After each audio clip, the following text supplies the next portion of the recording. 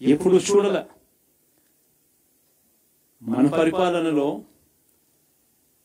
మీ జగన్ పరిపాలనలో ఏకంగా మేనిఫెస్టో అన్నది ప్రతి గవర్నమెంట్ అధికారి ఆఫీస్లో కనిపించేది. కలెక్టర్ల కార్యాలయాల్లో మొదలు పెడితే సెక్రటరీల కార్యాలయాల దగ్గర నుంచి, హెచ్ఓడి కార్యాలయాల దగ్గర నుంచి ముఖ్యమంత్రి కార్యాలయాల్లో మన మేనిఫెస్టో కనిపిస్తూ ఉంటే, కనిపించే పాలన మనదైతే ఇప్పుడు హోర్డింగ్లు పెడుతున్న రెడ్ బుక్స్ అని, రెడ్ బుక్ అని హోర్డింగ్లు పెట్టి ఆ రెడ్ బుక్లో కక్ష సాధింప చేయబోయే అధికారులు ఎవరు, ఎవరిని కొట్టాలి, ఎవరిని నాశనం చేయాలి అని చెప్పి ఏకంగా పేర్లు రాసి రెడ్ బుక్ అని చెప్పి దాన్ని ప్రకటించి ఏకంగా హోర్డింగులు పెట్టి ఆ రెడ్ బుక్ అనేది ఏదో ఘనకార్యం చేస్తా ఉన్నట్టుగా రెడ్ బుక్స్ లో ఉన్న పేర్లన్నింటినీ కూడా మేము వాళ్ళని కొడతాము, వాళ్ళని చంపుతాము, వాళ్ళ మీద అఘాయిత్యాలు చేస్తాము, అన్యాయాలు చేస్తాము అని చెప్పి ఏకంగా నిస్సిగ్గుగా దౌర్జన్యం చేస్తా ఉన్న పరిస్థితులు కనిపిస్తా ఉన్నాయి. శిశుపాలుని పాపాలు వేగంగా పడుతూ ఉన్నాయి. మొట్టమొదటిసారిగా కేంద్రంలో కేవలం 272 స్థానాలకు 273 స్థానాలకు గాను మెజారిటీ రావాలనంటే 240 స్థానాలకి వచ్చి ఆగిపోయింది బీజేపీ. 240 స్థానాలకి ఆగిపోయిన పరిస్థితులు మొట్టమొదటిసారిగా కేంద్రంలో ఉన్న పార్టీకి పూర్తి మెజారిటీ లేదు. 240 స్థానాలకి ఆగిపోయిన పరిస్థితులు. మరో పక్క చంద్రబాబు నాయుడు గారికి 16 స్థానాలు అంటాడు. ఎన్డీఏలో తానే చక్రం తిప్పుతా అన్నట్టుగా మోడీ పక్కనే కూర్చొని కనిపిస్తాడు.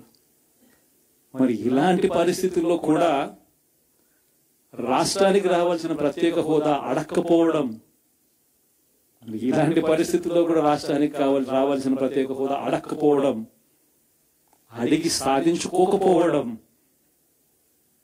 శిశుపాలుని తప్పుల్లో, వరుస తప్పుల్లో, పాపాల్లో ఇవన్నీ కూడా బాగాలే. ఇటువంటి పరిస్థితుల్లో కూడా రాష్ట్రానికి రావాల్సినవి, కావాల్సినవి అడగలేని పాలన, అడగలేని మనిషి రాష్ట్రానికి ఏం సమాధానం చెప్తాడు, రాష్ట్ర పిల్లలకి ఏం సమాధానం చెప్తాడు, రాష్ట్రంలో ఉన్న యువకులకు, పిల్లలకు ఏం సమాధానం చెప్తారు? శిశుపాలుని పాపాల్లో ఇవన్నీ కూడా ఇప్పటికే వేగంగా కూడా అందుకుంటా ఉన్నాయి.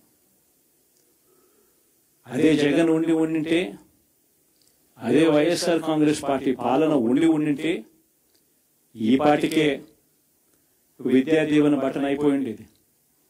జనవరి, ఫిబ్రవరి, మార్చికి సంబంధించిన క్వార్టర్కి సంబంధించిన Vidya Deevena fee reimbursement pending.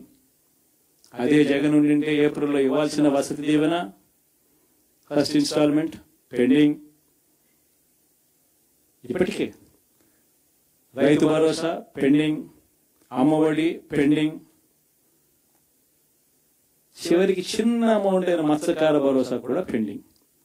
అదే జగన్ ఉండింటే ఈ పాటికి ఇన్ని బటన్లన్నీ ఈ పాటికి అయిపోయి ఉండేటివి. ఒక్క జగన్ తప్పుకోవడంతో, ఒక వైఎస్ఆర్సీపీ పాలన పోవడంతో ఈరోజు అమ్మఒడి బటనింగా రాలా, రైతు భరోసా బటనింగా రాలా, విద్యా దీవెన పెండింగ్, వసతి దీవెన పెండింగ్. ఇప్పటికీ ఇక ఇదే అంటుకుంటూ పోతుంది. డిసెంబర్, జనవరి వచ్చే నాటికి ఏమయ్యా ఇవన్నీ మాకు చెప్పావు, 4,12,00,000 మంది ఓటర్ల లిస్టు, ఇందులో సగం మంది ఆడవాళ్ళే, అందరూ 18 సంవత్సరాల పైవారే ఓటర్ లిస్టులో ఉన్నారు అని అంటే, మరి వీరందరికీ 1,500 ప్రతి నెల ఇస్తానన్నాడు. సంవత్సరానికి 18,000.